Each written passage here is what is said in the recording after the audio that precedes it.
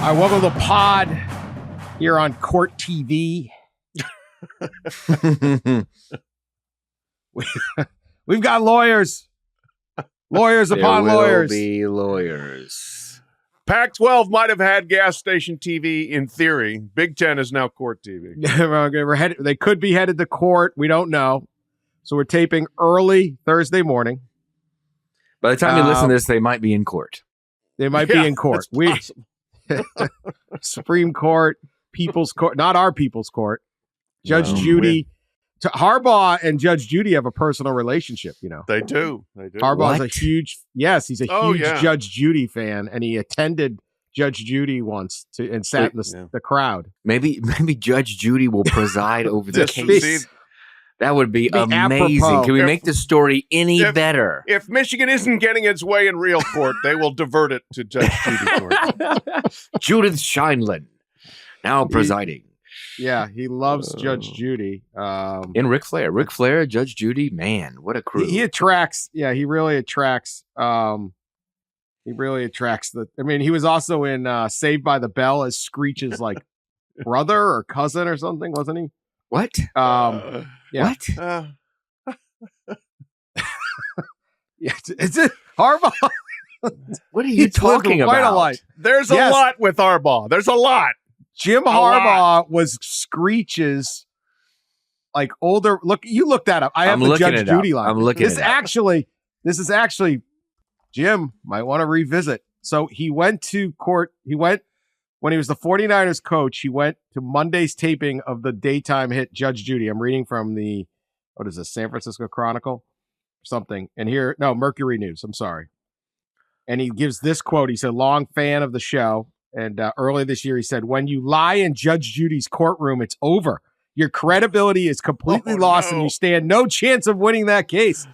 So I learned that from her. It's very powerful and true. If somebody lies to you, how can you trust anything they ever say after that? He might have forgotten that when it was time to talk about the hamburger. So I found this. Also, I love the folks. You guys know I love the folks at The Athletic, and they do a great job. But this is such an athletic headline. Screech's cousin, an oral history of Jim Harbaugh on Saved by the Bell. Like, it's just God, can't get any more athletic than that. Yes, Jim Harbaugh was on. Did they talk to Screech? They must have. I'm sure they did. Oh, he's passed away, didn't he? Did he pass away? Oh, he did pass away, didn't he? I think he did, yeah. I hope. Well, no, I don't hope he did. I just didn't want to kill him. But anyway, so Harbaugh's cameo in Saved by the Bell happened in 1994, and he played Screech's cousin and helps Eric learn a lesson about what being a hero is really all about. Okay, here's just an absurd quote. He couldn't have meant this, although maybe he did. I love Judge Judy, Harbaugh told Fox Sports' Bruce Feldman. We have some great Supreme Court members, tremendous Supreme Court currently that we have. I don't know when this was done, so don't. But I love to see Judge Judy on the Supreme Court. I just love everything about her. She's much smarter than me, let me tell you that. And she's a much better gin player. Oh, wow. I'd hate to be compared to Judge. Oh, my head. Judge Judy and Harbaugh are playing gin in like the back chambers. The back chambers between tapings. Oh my God! Michigan's going to win the case. That's it. Yeah, I mean, come on, he knows Judge Judy. I can't believe this didn't make it in any of these filings. They got everything on here. He used to put Gatorade in his cereal instead of milk. I don't know. Okay. Anyway, all right, we detoured. We slightly. Back 8 seconds into the show. Hand. Listen, people are like when I'm like, I want Urban Meyer back in college football. Like, oh man, I'm like, I don't care about any of that. He's entertaining. Mm-hmm. Right. I don't want Harbaugh to leave college football for no other reason than I just got 4 minutes of content out of that. Anyway.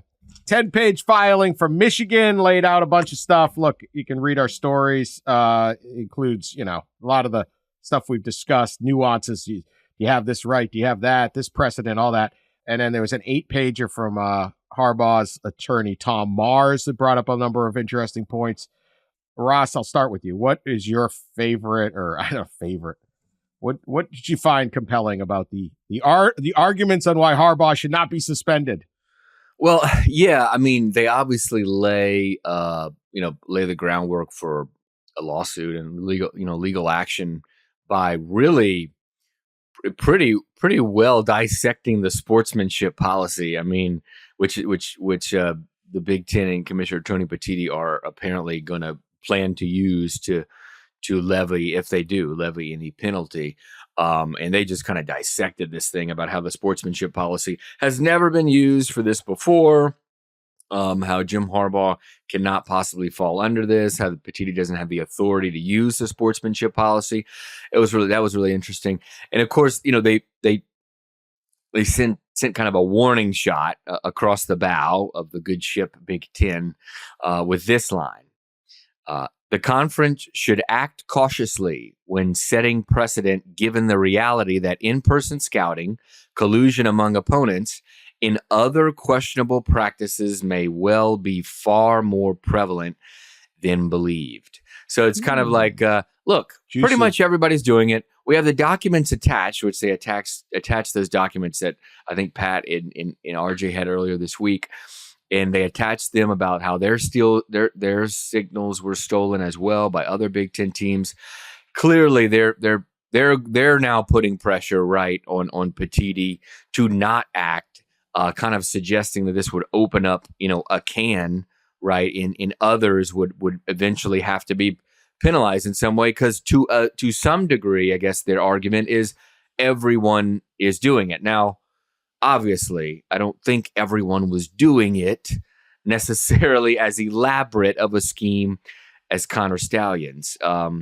So that was really interesting. But the whole thing obviously was written by maybe several really adept lawyers, because it really dissected some of this policy and pretty much laid the framework for any lawsuit. Pat? The whole thing moved me to song, so if you'll permit me. Oh, here we go. Oh, wow. Hail to the victims whining, hail to the obfuscating lawyers, hail to Michigan, the leakers and best. Fantastic work by Michigan. Fantastic work. Wow, that was... I didn't know that was coming. Nope, nobody knew that was coming. No, good job. All right. Got Taylor Swift, you're not, but you got to start somewhere. You don't want me to sing. But look, it is a very skillful, very well done set of documents that they put out. It's part of a skillful, shameless, in my opinion, manipulating of the court of public opinion and application of public pressure, because I do remember Michigan very clearly being very upset at certain entities commenting about an NCAA investigation publicly when they're not allowed to, and also lecturing people who said Michigan needs to step here because they can't comment on anything. Michigan is commenting nonstop. They commented nonstop on the last investigation. They're commenting nonstop on this investigation. The words aren't directly coming from their mouths, but they're being transmitted to everyone around the world to know exactly where Michigan stands and what Michigan's arguments are. So I that whole thing of like, we can't say anything. You're saying everything. Now, what they've done here, again, very skillful. They have set their argument out in front of everybody. Okay, Big Ten, here's what we got on you. Where are you coming back with? And the Big Ten, I guarantee, is reading all this going, I don't know whether we want to do this. So again, this may work. This may be very, very effective. But a couple other points here. One thing that I thought was interesting in this is that their document said that the sportsmanship policy and the NCAA head coach responsibility are the two umbrellas under which the Big Ten is trying to penalize Michigan. The head coach responsibility part, I hadn't heard that that the Big Ten might be co-opting this, and that's an interesting point to me because there is a strict liability rule which says that that Jim Harbaugh's liable for what his people do. So a couple other points here that just off of reading the information. My absolute favorite part is using the margin of victory since Connor Stalions was suspended as a justification of some kind. That's such a great. Yeah, That's just they trolling. played the last place team in the Big East and the last place team in the Big West. Congratulations on beating them by more than you had been winning otherwise. The other part of that is, if Connor Stalions was actually worth his salt as a sign stealer, you do your all that stuff is already in the preseason can, in the scouting report. So they already had the signs theoretically. But if they don't now beat Penn State by 34 points, it's clearly a sign that it's because they didn't have the signals. I mean, that's hilarious. I thought of that. Like, what if the next game is close? Like, that's, Yeah. So good job, guys. And then my other point, since we have opened up the whole can of worms with Rutgers and Ohio State colluding with Purdue, did anybody at Michigan, do you think, when they were losing 6 years in a row to Ohio State, ever call or get a hold of anybody from another staff in the Big Ten and say, hey, what are you guys doing against Ohio State? We need some help here. I mean, could that theoretically be possible? I think it's possible. I think every single team in college football does that. Yeah. Yeah, that's colluding. So, if you're going to accuse other people of colluding, you might end up yourself being accused of collusion sometime, because that's what people do. So bringing that up to me, this is once again a case of like, this is Ohio State and everybody else saying, what Michigan's doing is wrong, when you're doing other stuff that's going to fall into either that exact category or something very close to it. So this is what happens with coaches. They complain when something doesn't go their way, and they're probably doing the same thing or something very much like it. Those are my thoughts. Yeah, I mean, the sharing and all that. I mean, these docs they put in here with like the evidence of like, I mean, there's filming of the Michigan stadium scoreboard. I don't know if that's the all 20 and the sideline, like, or to zoom in on the scoreboard to like show guys doing signs. Like, I imagine people are doing that. I'm interested in that. Who filmed the side? Is that is that on the all 22 that they always show the scoreboard?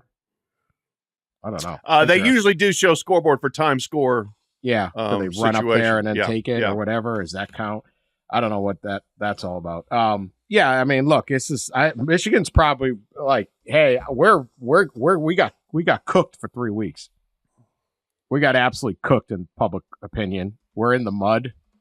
We're under the gun. We're going to drag everyone in here with us. So I agree. If you're going to sit there and be like, well, these guys, I hope nobody ever colluded with anybody else. I don't think there's a lot of, I go back to my Tark line a lot, but 9 out of 10 are cheating. The others in last place. It's just honor amongst thieves. There is none. But I think that's part of their point. Here's the part. All those parts are all. I agree with all of those. The one that I found somewhat compelling is that and this is their kind of the rush. This is even. I don't care if you hope that they suspend Jim Harbaugh for the next 5 years, or I mean, I've seen ban the team. I mean, some of the reactions have gotten aggressive, right? Or ban them for the playoffs. No, there's plenty of ridiculous. We've lost the point of this happens in stories like this, especially when TV jumps in. It gets boiled down to chaos, and it just gets like the perspective is just lost.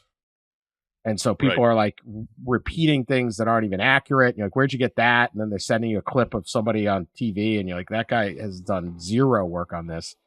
But like, I don't care if you think they should ban the Michigan football team from playing Saturday and for the rest of the year. If you're a Big Ten fan, some of this should concern you, because today it's Michigan, tomorrow it's you. This part I thought was interesting. So the NCAA process, it appears in the way this is all written, the NCAA has not handed over evidence to the Big Ten. They seem to have briefed them on some of what they have, but the Big Ten actually has no evidence or very little evidence. And so in here, they line out what evidence is in the Big Ten case, which is not the NCAA case, right? And so the NCAA is doing their case. The Big Ten wants to jump in front of the line and just say, we've got enough. You're getting suspended.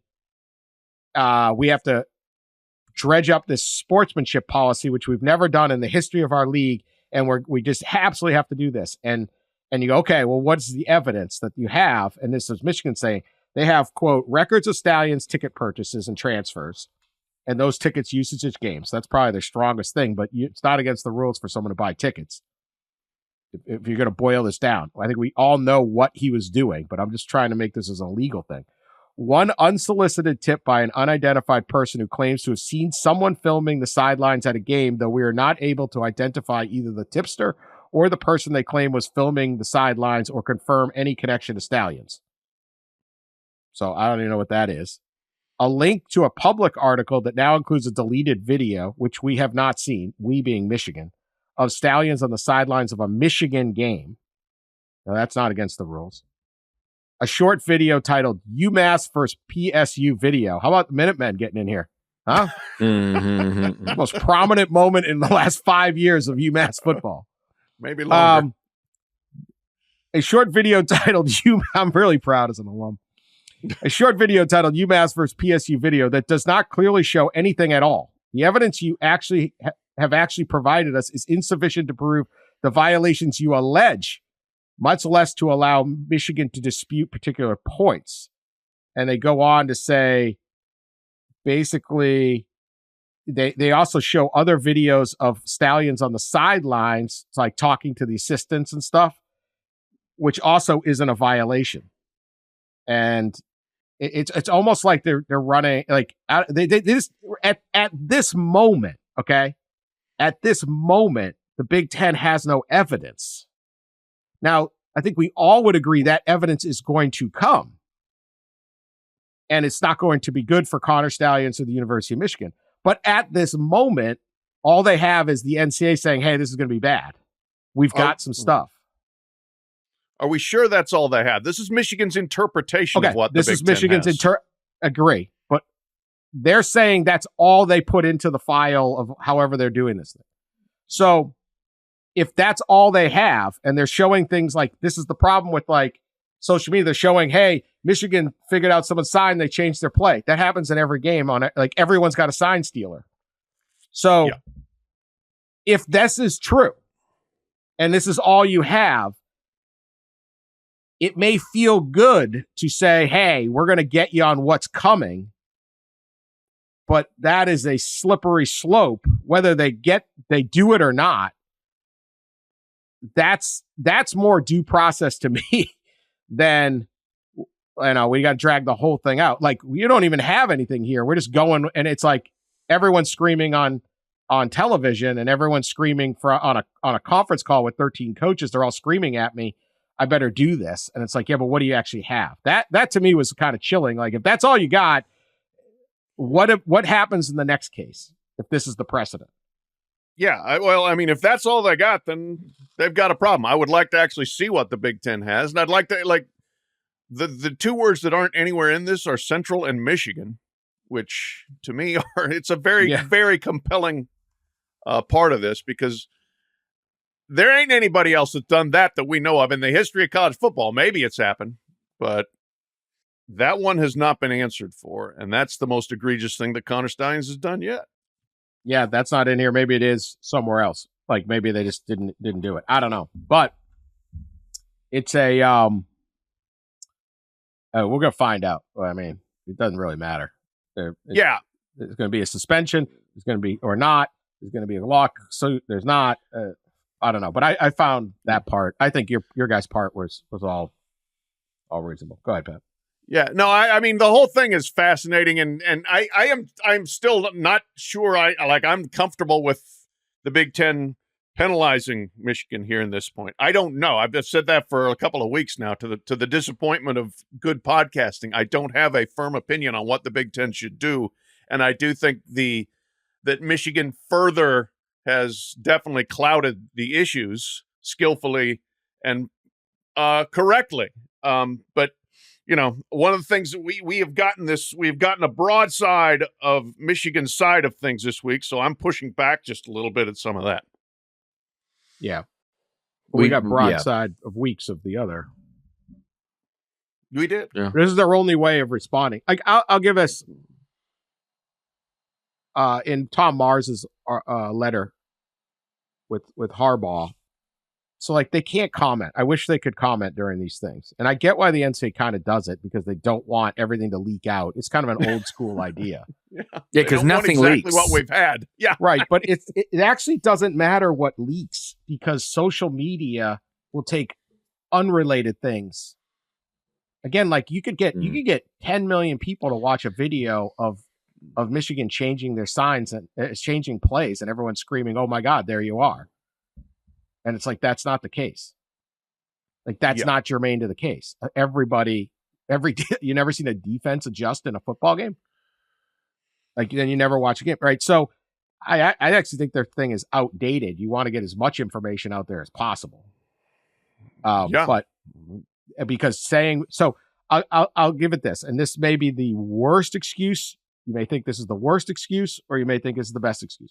But one of the arguments against Harbaugh that I've heard over and over is how the hell didn't he know that this guy, Connor Stalions, okay, he's allowed. First of all, most people think Connor Stalions standing next to him is a violation. It's not. He's the sign stealer, okay? So he knew Connor Stalions had the signs, stealing his signs. How did he not know that Connor Stalions was cheating somehow to steal these signs accurately? And I admit, I was like, yeah, it's an excellent point. Like, should you have been more curious? Well, obviously you should have been more curious. It should have been a lot more. Plausible deniability, Dan. Yes, plausible deniability. Don't ask questions. Yeah, but honestly, not asking questions is got him in a lot of trouble. Yeah, it's true. The best thing to do is to be screaming at everybody about compliance every single day so that Connor Stalions doesn't think he's helping by doing this. Right.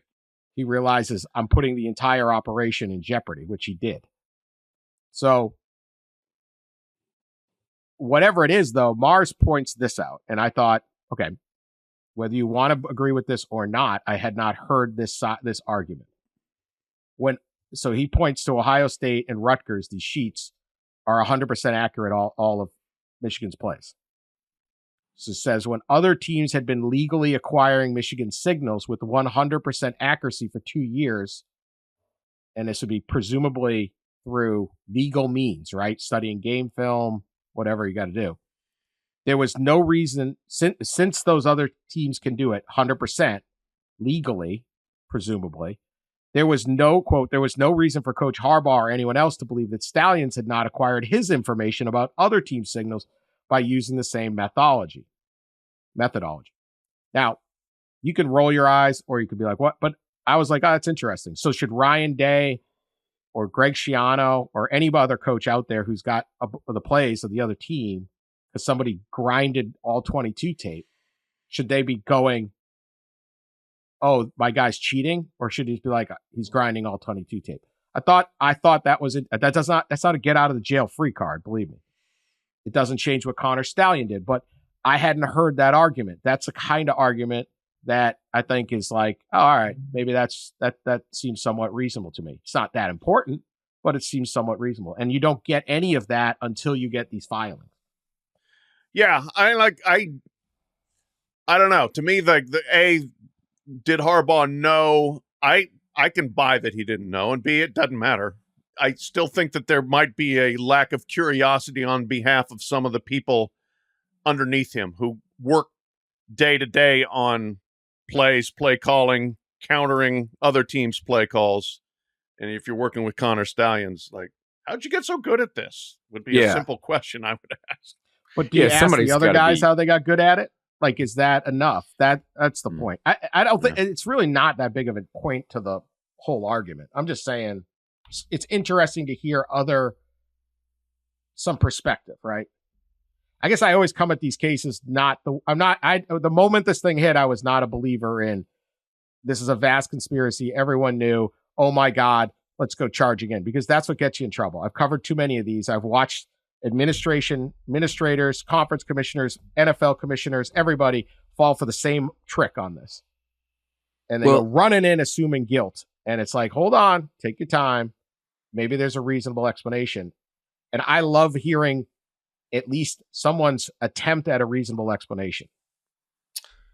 Well, from a legal perspective, and I'm definitely no lawyer, but it'll be interesting to see how a judge handles a few of these points that they make in the letter that clearly they're going to argue in court if he is suspended, which is number one, what we're talking about, right? Like, did he know? There's obviously no evidence that he knew. So that's an important part. Number two, how, like I mentioned earlier, they dissected the sportsmanship policy pretty good and then went to some other rule in the Big Ten handbook that basically says if you levy penalties, right, against a school, there is a process that involves a committee, a compliance and reinstatement committee voting on penalties. Then there's an appeals process, and Michigan says that, Petitti is like circumventing all that basically, or as they called it, bootstrapping, to use the sportsmanship policy instead of going through the process. So that's number two. And number three is what Pat mentioned, the head coach responsibility. So I think that, can they use, and I think Dan mentioned this in another pod, would a state court use a federal law? That's kind of what it's like here, right? Big Ten is trying to use an NCAA bylaw, the head coach responsibility, which clearly the head coach responsibility in this case, you would think it falls on Harbaugh, right? It's presumed Harbaugh is, even if he didn't know, he's responsible. So those are the three things that a judge has to have to determine. Yeah, it's a good point that this you're getting into it's the weeds. Yes, yeah. Here's another. This would be a fun, interesting, like inside baseball point that somebody brought up to me. So we're taping this Thursday morning. If the Big Ten has not acted until Friday is a holiday. It's like Veterans Day observed. The courts are closed on Friday. There'll be a judge. They always have a judge around. They can find a judge to. There's always sign a temporary restraining order. Yeah, because restraining order. It actually. I mean, obviously they would find one in this. Okay. Yeah. But they actually courts will keep a guy because there's other restraining orders that need to be done in actual real life important things. Somebody in Ann Arbor, there is a judge in Ann Arbor who would probably be very happy to sign even if there wasn't, if it was like, he would open the door. Yeah. But I'm not saying that they wouldn't rig it, but there will be somebody in court, however, federal court, I imagine you got to do. I have no idea. It's the whole bit. One last part, because this is, I find, I mean, the Michigan fan response has been, and it's really all fans. There's always crazy fans on each one, but the Michigan fan is particularly lost his marbles this week. It's their turn to lose their marbles. And again, every time one of these scandals happen, and there'll be another in like a month, there's the crazy fans. But my favorite here is this guy, David, at David Schuster, who's really fired up. True believer. He used to be a television personality or something. I guess. He is so mad at Paul Feinbaum. I don't know what Paul Feinbaum said, but I can imagine. Yeah, he said he should be suspended, I'm pretty sure. Okay, who knows? Times. He could have. Yeah. But it's Feinbaum. He could say that say whatever he wants. Shutter Michigan Stadium for the next 10 years. Yeah. I don't know. Right. He's tweeting at Disney chairman Bob Iger that unless Feinbaum is fired. Okay, there's this one. My family and I were planning a week-long trip to Walt Disney World in 24, but we have now paused the reservations, giving ESPN College Game Day, which Disney ABC oversees. If Feinbaum isn't fired, our family will go to Six Flags. That ought to do it. Okay. That like Disney World. Oh my God, we just lost a family of four. Okay, that's it. Feinbaum. I mean, they're coming after you, Paul. Showed them. Paul, I'm going to Six Flags. Schuster also goes after the sponsors of ESPN of Game Day too. DoorDash, dear DoorDash. I need about $500 of food delivered soon to my kids for a kids party. Good God, what are these people eating? But thanks to your association with ESPN and College Game Day, I'll be giving my business to Grubhub. Oh, no. Next, Dear Home Depot. I need to purchase a lot of lumber and building materials from one of your local stores this weekend for my deck renovation work. It's got a But busy thanks weekend. to your association with ESPN, my business is going to Lowe's. This guy's got a busy weekend. He's got a kids party. No wonder he needed DoorDash. A lot going on. Yeah. Couldn't go to the restaurant to pick $500. That poor DoorDash. And then Home Depot. So it goes on. Yeah. I applaud David Schuster. True fan. My favorite part of this, you guys certainly can appreciate that. Like if you're there's certain fan bases you get into these sort of situations where you're getting a bunch of blowback, and a lot of your SEC schools, the blowback that you will get on social media or email or whatever is going to be simple and concise and blunt and crass. Your butt hurt, your tears taste delicious, we're rent-free inside your head.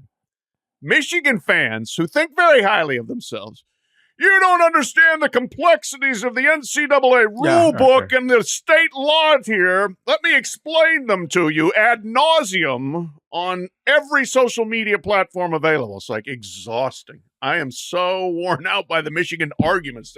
They like to argue. That's for sure. They all do. 3 weeks ago, Ross and I were heroes of Ohio State. Now, not so much. Yeah. Remember, Michigan fans were yelling at us, and now they like us. And they like me because I wrote a column saying Purdue cheated as much as Michigan. Like when you're getting told that other schools cheated as much as you, and that's a positive story. Oh, that's yeah. I was like, okay. I really, one of my favorite follows on Twitter is Spencer Hall, and he quote tweeted David Schuster's tweet about going from, instead of going to Disney, going to Six Flags. And it's great. This is Spencer's quote tweet. Man, you do you. But if you try and tell an 8-year-old they're getting Six Flags instead of Disney, I am praying for you. That is 100% accurate. I hadn't even thought of that. That is brilliant. Oh my God. When you had little kids, Pat, you tell them you're not going to Disney. Six Flags, just as good. Yeah. No, it's not. It is not. Where's the princess? They got like some off-brand like character. Like, remember the Six Flags man? Dressed weird in some weird suit. He's got the bow tie on and he dances. Wasn't that Six Flags? I don't know. I don't know. Moving on. Yeah, not as good. Yeah, that's an excellent point. Well, that's why David Schuster is fan of the year. Because if you're willing to take the heat from your kids to go to Six Flags over Disney, you're sacrificing. I mean, look, taking Lowe's lumber and instead of Home Depot, that's whatever. Grubhub, DoorDash, they go to the same restaurant. Doesn't matter. Michigan should give David Schuster 50-yard line seats. Really should. Across from the visiting bench so he can videotape them. No, you give him seats at the other games. Yeah. Give him the other games. We don't need him at Michigan Stadium. We need you a week ahead of time. It should be wherever Maryland's playing this weekend. All right, we'll be back with actual football right after this. All right, interesting story. North Carolina State. How about this one? Here's a conundrum for you. So they got a kid named M.J. Morris. He's their quarterback. Last year, he's a freshman. He starts 3 games in November for NC State. You figure he's going to be the starter as a sophomore. However, North Carolina State goes out and grabs Virginia's Brennan Armstrong in the transfer portal to, help compete. Camp last summer, Armstrong beats Morris out for the starting job. Probably a bad call. Seemingly a bad call. Armstrong struggles. 4 games ago, NC State switches quarterbacks, goes with M.J. Morris. He now assumes the starting job. Throws 648 passes, 7 touchdowns, 1 interception in 4 games. More importantly, they win 3 of the 4 games, including beating Clemson and beating Miami. MJ Morris is now settled in. He is the starter. Things are rolling. NC State is 6-3 on the season. And this week, it's announced that MJ Morris is redshirting.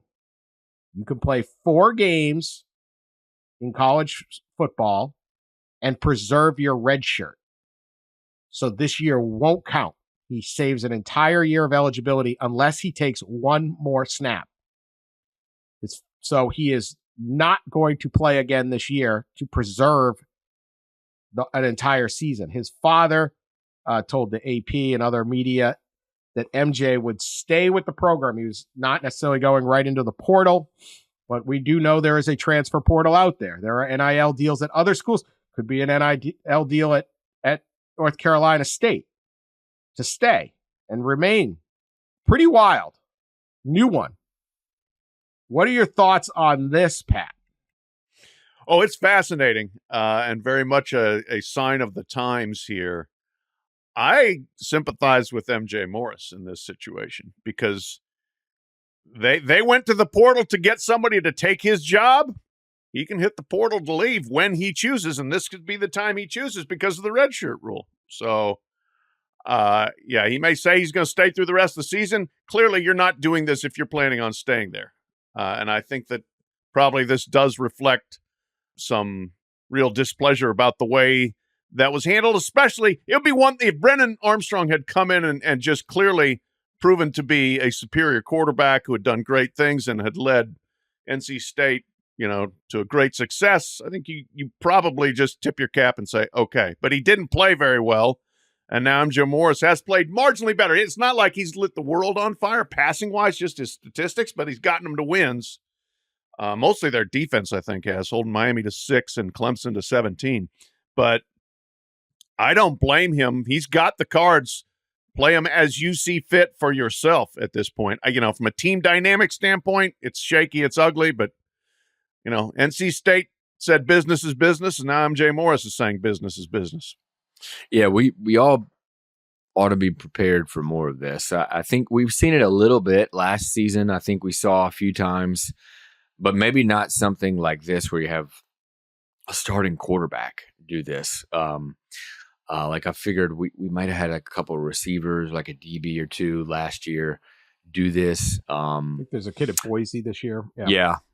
Yeah. So it's here and there. We've seen it, and it's probably it's only going to get more prevalent. And yeah, this is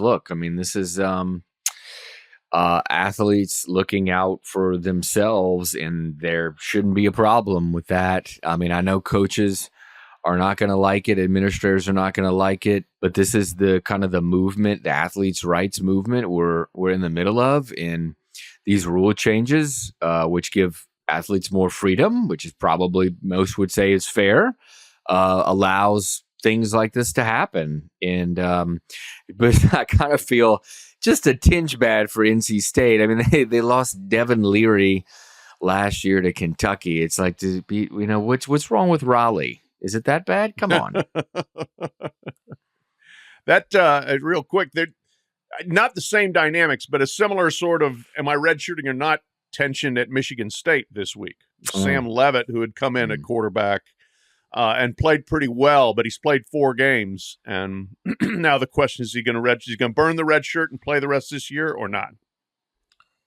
Yeah, this is like the unintended consequence, or you could probably foresee this consequence. Like, obviously this was going to happen, of like a number of rules, right? Because they used to be like, if you played one play, you burned your red shirt. And so it was like, and it'd be like, well, someone got hurt. We had to throw this kid in, he had to play on special teams. He took 2 snaps and that cost him a year. That doesn't seem fair. So, I don't like it. I respect that the kid's got the right. If you're playing well, you have options. If you're playing poorly, the coaches have options, right? So they can sit you. So, but there's sort of like I don't know. It just feels like they're. I totally respect. I don't think you change the rules or anything like that. It's just the scenario, but it's still sort of like you're just starting QB of a 6-3 team. Like you're just gonna walk away from that, like Yeah, like, I know. It's like the grass is like, greener it's like, thing. really? I mean, all right, right now you it's can pretty do good. it. Right. You can do it. 100% do it. And I'm not gonna say you're the worst person in the world or anything, but it's like, all right, okay. But we see it, look at the NBA, man. These guys quit on their teams after 2 weeks.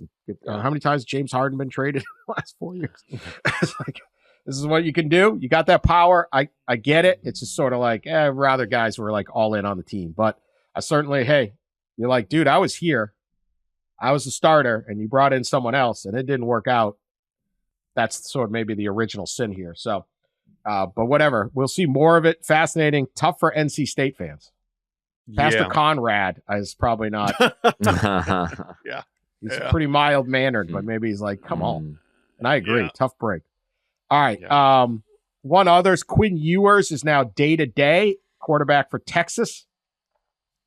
I became a huge Quinn Ewers fan. He posted on his Instagram lyrics to Merle Haggard's Big City. Take me, set me free. Take me home, set me free. Somewhere in the middle of Montana. And Merle Haggard, like, I'm too young to listen to Merle Haggard. Quinn Ewers should not be listening to Merle Haggard.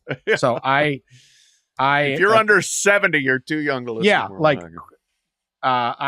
I'm Quinn Ewers for Heisman. I'm voting for Quinn Ewers. That's why I don't have a vote. Merle Haggard fan. I mean, come on. Can't get better than that. I'm so excited about Quinn Ewers. Anyway, they're at TCU this weekend. I don't know if he's going to play this weekend. At TCU, 4-5. At Iowa State, that's the tricky one, 5-4. Texas Tech at home, 4-5. Man, Texas, just don't blow this. Get to that title, that Big 12 title game. They've got the victory over Alabama. It's going to keep them ahead of Alabama no matter what. Even if Alabama beats Georgia, Texas has got to stay ahead of them, right? Yeah. In fact, Texas would prefer that, right? They prefer that scenario to happen. It just strengthens their record. Yeah, that's a big game. That game might be really impactful come selection time. There could be 4-5 right there, or whatever it is. So very interesting. I don't know. Any thoughts on Texas football, Pat? Yeah. I mean, especially like Ewers is clearly better than Malik Murphy. Malik Murphy came in, was pretty good the first game that he started, then really, and for part of the game against Kansas State, and then was not good. And Texas, they need all hands on deck because they're a little slippery right now. Since losing to Oklahoma, they could have, should have maybe lost to Houston, except a bad spot. They could have, should have, actually assuredly would have lost to Kansas State if they make an extra point. That game is over. So their margin is not very wide. So they definitely need our Merle Haggard fan and former mullet wearer to be in the lineup. Yeah. I mean, you see Malik Murphy. We talked about him, I think, on the pod before, and he's just this Adonis. But he has, last game was a real struggle, right? He was like 50% completion through 2 picks, and you could tell they were missing Ewers there. So he obviously would be, and he hasn't been perfect either, but it certainly is an upgrade. I mean, there's a reason he won the job, and yeah, this is a key stretch here. I mean, of all the 1-loss teams, right? Like Texas has the best shot. I found it funny on the CFP selection show. Greg McElroy was really stumping for the Longhorns to be higher, and it kind of became a thing on social and stuff. Keep in mind, we're like a month out from the final rankings, so none of this matters. But he was making an argument that Texas should be higher, should be above Oregon, and I think he's right. When you look at the resumes, Texas is the best 1-loss team. Has the best resume right now. Probably, right? Other than, what's the other best win of the season? Washington over Oregon, and that's at home. Yeah. I mean, Notre Dame's fallen off for Ohio State. Right. Still a good win. Penn State is good. Yeah, it but would be it's- that one. It would be Ohio State's win over Penn State would probably be the next. That's best at home. win. Penn State's not Yeah. ranked in the top 10 as far as I know, or Mhm. top 8. I think they're 11. 11, I So- believe. Yeah. Probably is. I don't know. And Yeah. then they lost. Their loss is neutral site last play of the, or almost last play of the game. Emotional. You can certainly make the case that they should be ahead of Oregon. But again, like, what are we doing? It's 6 weeks away. Or Yeah, I mean that will hopefully sort itself out, or at least become the when we get more information, we'll know which one should be ahead. But I kind of agree with Greg and with Ross there that Texas's resume is probably better than Oregon's at this point. Yeah. I mean, they went to Alabama and won the game. Yep. On the road. You know, I mean, it's so the other probably best road win would be maybe Ohio State, Notre Dame, but that's not anymore. Oregon did win at Utah, so they have that, Oregon, you know. Utah is better than that. So So, there's one. all right, we're gonna pick Michigan, Penn State, Utah, Washington, Tennessee, Missouri, Ole Miss, Georgia, USC, Oregon. Any other interesting games this weekend? We'll get to the race for the case in a second. What games are you looking at this weekend that interest you that aren't those games? Let me start. So while you guys look, I'm intrigued. I'm going back to the Mountain West, which I've been fired up about all year. Wyoming at UNLV. Friday night, late, 10:45 Eastern. Get your drink on. All night in Vegas. Wyoming is a good team. UNLV is a excellent team. A very good team too. Good Mountain West clash. They're 7-2. Wyoming 6-3. Barry Odom's rebuild of UNLV is amazing. Yeah. I mean, this is a program that has been down forever. And they tried everything. They've tried every coach idea. I mean, at one point they hired the local high school coach because why not? They tried, and they've tried it all. Barry Odom's getting it going there. They're 7-2. They've got Allegiant Stadium now to recruit to. Obviously, you're not going to fill that place very easily, but cool NFL stadium. You're there. It's right on the strip. They've improved their facilities in Vegas. They have a football building and all. I mean, and I was out there for a fight. I went over a couple years ago to visit. I mean, it was like, it was. There's high schools with better stuff than what UNLV had, and that was 5 years ago, 6 years. I don't know. I'm really interested to get to see UNLV in what should be a very good game, and can they get to 8-2? Because this is a great story for Barry Odom. So I am interested in that game.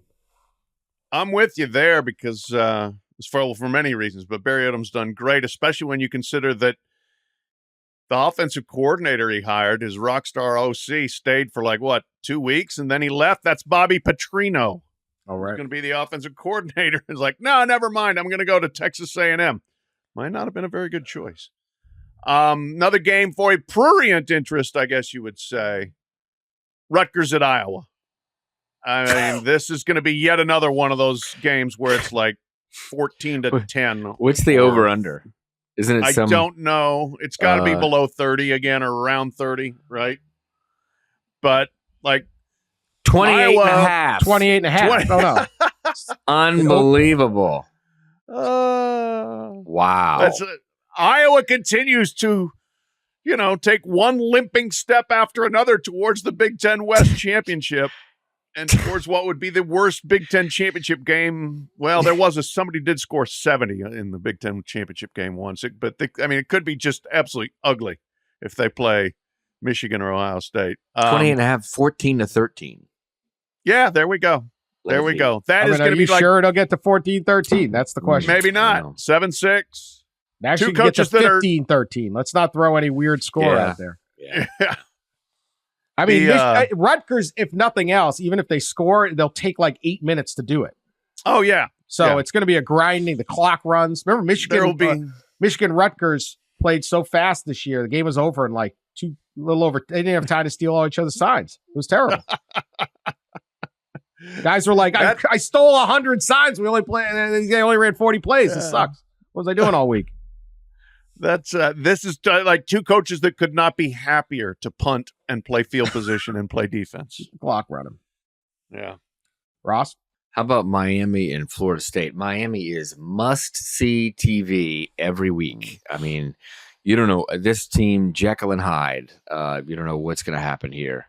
And I know that they're a 14.5-point underdog at Florida State, but it would be very Miami for them to lose to, NC State and Georgia Tech, turn around, beat Clemson, and then like win at Florida State or something. I mean, I don't expect it necessarily, but geez, this one is filled with hate too. And it's like this is a fairly hateful rivalry. I'm sure the atmosphere is going to be pretty wild down there. And it's another example, and we'll see this more as the season progresses, especially the last week of the season, where a rival, specifically an in-state rival, could ruin the playoff chances, right, for its rival in a game. And this is an opportunity for that to happen. At the end of the year, we might have like 5 of those in the last week of the season. Like Georgia Tech, Florida State, Washington State, Oregon State. It could be pretty interesting there. Good point. I am looking forward to Arizona at Colorado. Oh, I was going to say that. Aha. Play me my theme music. It's like a sad trombone at this point. The loser game show. Colorado's 4-5. I'm not even care about Colorado. I'm more interested in Arizona. Jed Fish is doing an incredible job. And this is a tough league. He's not just like catching a schedule. He took over a dead program that rarely gets to decent. Went 1-11 his first year, 5-7 last year. He's 6-3 right now, 4-2 in the Pac-12. They can get to 7-3. They are 10.5-point favorites in Boulder. The gamblers have abandoned the Buffaloes. Remember when they were hot? It was a big thing. I swear. Yeah, that's they've fallen apart, but they have victories over 3 consecutive ranked teams. They beat at Washington State. They beat Oregon State at home. They beat UCLA. They're rolling, and they still have Utah. Obviously, there's the border game. What do they call that? Border rivalry? Yeah, the Territorial Cup. Territorial I believe, right? Cup. That's it. What's the border one? I can't remember. Well, anyway. They used to be in the Border Conference, but that's like the 1940s. Tumbleweeds and stuff. I don't know, but Arizona could get a very good victory here. Get a 7th win on en route to. We'll see what happens with Utah, but that's a great job by Arizona. I have not watched a ton of them. I've watched some the last few weeks. That would keep a remarkable run going. And remember, man, they lost to USC in 3 overtimes. They lost at Mississippi State in overtime. And they only lost to Washington by a touchdown. Yeah. Arizona is hot, man. This thing is getting going. So we'll see what happens up in Boulder. Yeah, that's I was going to say. Like we came into the season talking about Colorado, we could go out talking about Arizona as the team out there, and that is really impressive what Jed Fish has done. And they've been playing their backup freshman quarterback the last few weeks, and he's just been awesome, Noah Fafita. So it's super impressive. Also, Jed Fish, Connor Stalions loves Jed Fish. So got that going for him too. That's true. I was waiting for that. Yeah, that's right. Yeah. Well, Connor might be valuable. Like, can you hire Connor Stalions? Is Connor going to be on John Harbaugh's staff soon? Connor Stalions should open it's like an outside firm at this point. And he should film sidelines and just put it on YouTube and charge us I guess if you charge a subscription, he should buy it, sell it. I don't know. There's got to be a way to monetize what he does. All right, let's get to Race for the Case. Ross 34-26. Sean's also 34-26. I'm at 33-27. Pat's 27-33. Woo. Not bad. When our worst picker is 6 below 500, that's pretty good for us. But I'm coming back. Number 3, Michigan at number 10, Penn State. Michigan's giving 4.5. Games noon on Fox. Harbaugh, will he be there? Will he not? Will Judge Judy be there? We don't know. Who do you think will win this game or cover or whatever, Pat? Yeah, if you're betting, clearly, let's wait and see who the coach is for Michigan. Yeah. I'm going to go with the presumption he's there. I'm going to go with the near certainty that Michigan is better, perhaps much better. I did see Penn State in person. I was underwhelmed. I think Michigan might be better than Ohio State. The home field could factor in. And I don't think it's been a very focused week for Michigan, but I don't think any of that matters. I think Michigan wins and covers 4.5. Yeah, I don't know if he's going to be there or not, obviously. Maybe while you're listening to this, maybe it's already come out. But him there or not, the distraction of all of this in the week, Penn State playing at home, kind of a rocking crowd there. Penn State's defense is really good. I think this is a really, really tight one. And I'm going to take Penn State to cover the 4.5. Maybe they don't win. Maybe they do. But this one comes down to the very end and is like some ugly, 15-14 ball game. Penn State is like your buddies trying to get you to do a shot of tequila when you know you don't want to, and you can't handle it, and then you keep taking the shots, and then you can't get your bearings. And I'm tired of that, so I'm going to go with Michigan to cover. Penn State, I'm done doing this dance with you. I love Sean's picks. He's in first place, by the way. Yeah, I know. Yeah, tied for first place. For first. You could laugh, but the guy is 8 games above 500, picking 3 days before the actual games, and games that he sometimes don't want to pick. Yeah, I want to pick Penn State so bad in this thing, but and one of the reasons is I don't believe they could possibly go 0 for their first 15 third downs. I still find that statistical bit incredible that this occurred. As they did against Ohio State. But here's the game. Maybe I said this the other day, but if J.J. McCarthy is as good as he purports to be, he wins this game because he can throw the ball down. What beat Penn State was Marvin Harrison Jr. Michigan does not have Marvin Harrison Jr. What beat them in the Ohio State game, but they have decent receivers and they have a much better quarterback. I think I'm going to take Michigan, but man, I wanted to pick Penn State. Penn State, just prove it to me, then I'll start picking you again. I can't do it. Number 18, Utah at number 5, Washington. Washington is giving 9.5, 3:30 on Fox. Can the Utes screw up the Pac-12 again for everybody? Ross. Oh, this is the best passing team in the nation. Washington gets one of the better rushing teams in the nation and defenses in the nation. So you got two diametrically opposite kind of philosophies here. 9.5 is just too big for me. And I picked the Utes to cover against Oregon. They got blowed out. I'm hoping that doesn't happen here. I'm give me the Utes to cover in Seattle. I am with you there. It's just a little too big a spread, and I do think Utah has a defense that can stay on the field against Washington, and yeah, they present a physical challenge for Washington. Washington sure as heck isn't running for 200 yards again like they did against soft-ass USC. I think that Utah got some religion after getting blown out by Oregon, came back and crushed Arizona State. I think they're going to play well the rest of the season, so I don't think Utah wins, but 9.5 is too many. Give me the Utes. Yeah, Utah couldn't mess up the Pac-12 until they took themselves out of contention. So now that that's happened, I have them covering this big spread against Washington, keeping it tight, and giving us all a nice scare on Saturday. Man, I got a chance to get Lone Husky. I'm not doing it, though. I'm taking Utah also. It's funny. Washington beat Oregon, and I think Oregon might be better. The way Texas beat Oklahoma, and we all thought Texas was better. I'm going to take Utah to cover. 9.5 is too much. Tennessee at number 13. Tennessee at number 14. Missouri. Vols are giving 1. 3:30 on CBS. Pat.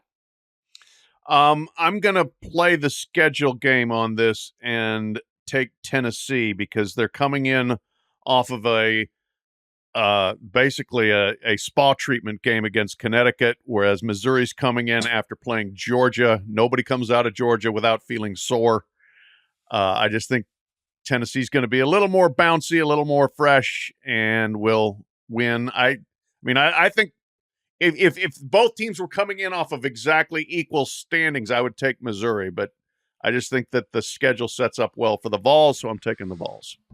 No love for Mizzou here. 1.5 point underdog at home. These teams have the same records. 1 Missouri point. knocked off Kansas State. 1 point for our Oh, we're doing standards. 1 point. Okay, Yeah, for Pat hates the either Missouri. way. Brilliant. But yeah, I do. Pat does I hate do. Missouri. Yeah, Look at him clearly. rooting against his alma mater. Yeah, give me Tennessee. I think they're going to cover. This feels like a game that Tennessee would love to lose, so they will. So I'm going to take Missouri to cover and win this. I think Tennessee would actually need to have come off a tougher game last week instead of having the spa treatment, and Missouri forged by fire. So I have them beating the Vols. I like the spa treatment angle. I'm taking Tennessee. It's a good game, man. I'm going to watch that game. Number 9, Ole Miss at number 2, Georgia. Dogs given 10.5, 7 p.m. on ESPN. Huge game. Big chance for Lane Kiffin. Get your popcorn ready. Ross? Yeah, big chance for Lane. We all thought that Ole Miss may knock off Alabama earlier this year. Offensively, they didn't show up, made too many mistakes, turned the ball over. I don't think they do that this time. I think they show up. I just, even though they show up, doesn't necessarily mean that they're going to win on the road at Georgia. But I think this is a tight game that's back and forth, and I think Ole Miss covers. That's a big number. So give me the Rebels to cover in Athens, and maybe in the very end eke out some kind of upset. Let's see. This is a good one. Pat? Oh, I'm sorry. Yeah, my bad. I was already looking up my lock of the week. I was getting ahead of myself. Oh. No, Georgia wins and covers. I think that it should be a good game. Maybe I'm still scarred by thinking that Mississippi could beat Alabama and seeing them lay an egg. This is a similar sort of challenge, similar setting. I think Georgia's offense has gotten very efficient, maybe underrated the way they've played the last several weeks.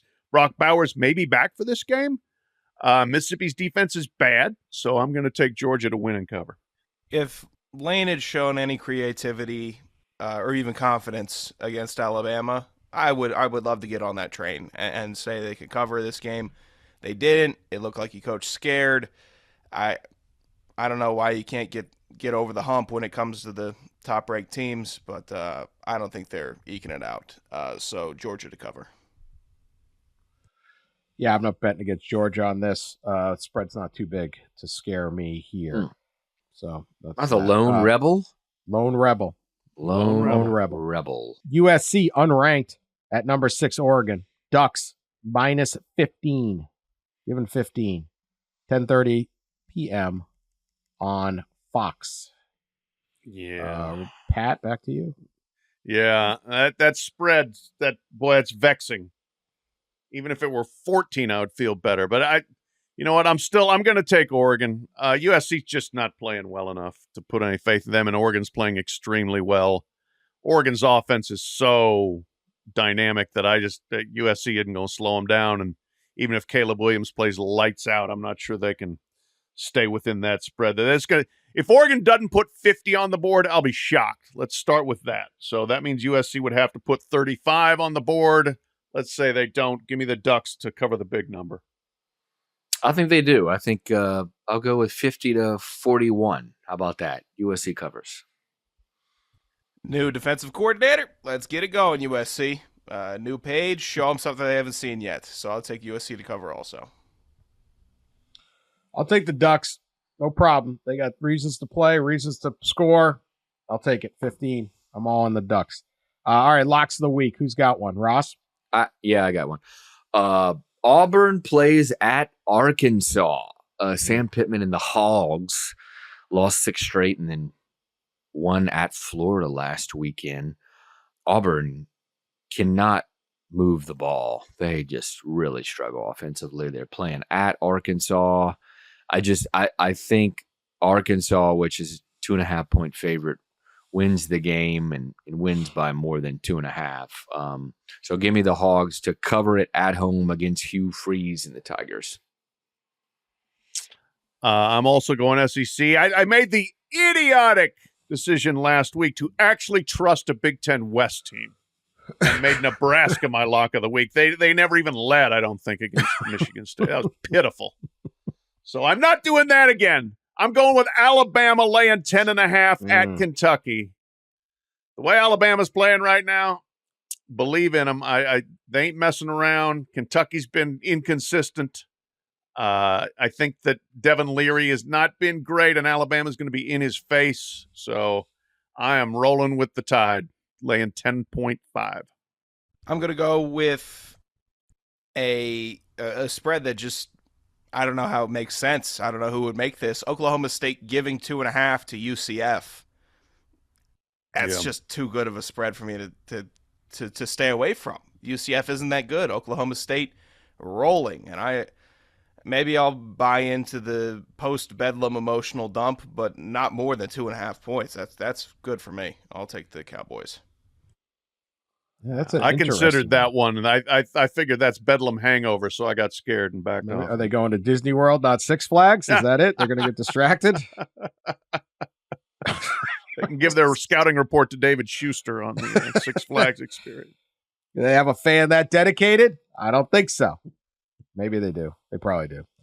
I'm staying in the Big 12. Kansas is hosting Texas Tech.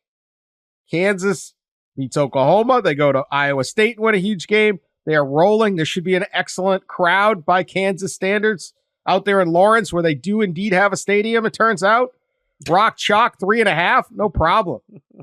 Kansas wins and covers over Texas Tech. Pretty good one. I like that pick. Yeah, not bad. All right, that's our show. Maybe we're back. Who knows what this? We may be back with an emergency pod. We may not. We have no idea what's going on. Only the number 3 head coach of the number 3 team, former Saved by the Bell, Judge Judy. This scandal's a lot of fun for a lot of people, but it is like, okay, let's come to a conclusion. Yeah. It's time for some action or more Connor Stalions vacuum salesman stories and things like that. I don't know. It's not ending.